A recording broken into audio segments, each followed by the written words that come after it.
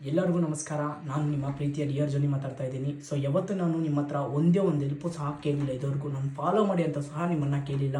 So ಇವತ್ತು ನಾನು ಒಂದೇ ಒಂದು ರಿಕ್ವೆಸ್ಟು ನಿಮ್ಮಲ್ಲಿ ಕೇಳ್ಕೊತೀನಿ. ಕೋಲಾರ ಜಿಲ್ಲೆ ಮುಳಬಾಗಲ್ ತಾಲೂಕು ತಾಯ್ಲೂರು ಹೋಬಳಿ ದೂಲಪಲ್ಲಿ ಎಂಬ ಗ್ರಾಮದಲ್ಲಿ ಮೋಕ್ಷಿತ್ ಅನ್ನೋ 5 ತಿಂಗಳು ಹುಡುಗಾಗೆ SMA ಟೈಪ್ 1 ಅನ್ನೋ ರೇರ್ ಡಿಸೀಸು ಒಂದು ಬಂದಿದೆ. ಸೊ ಇದನ್ನು ನಾನು ಹೇಳೋಕ್ಕಿಂತ ಅವ್ರ ಮಮ್ಮಿ ಹೇಳ್ತಾರೆ, ಕೇಳಿಸ್ಕೊಬೇಕು. ಎಲ್ರಿಗೂ ನಮಸ್ಕಾರ.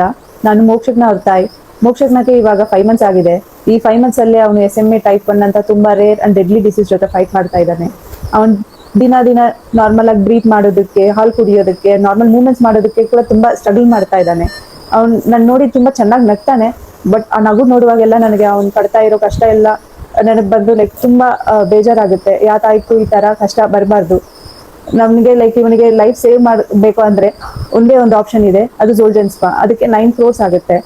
ಬಟ್ ನಾವು ನಿಮ್ ಸಪೋರ್ಟ್ ನಿಂದ ಇವಾಗವರೆಗೂ 30 lakhs ವರೆಗೂ ಕಲೆಕ್ಟ್ ಮಾಡಿದೀವಿ.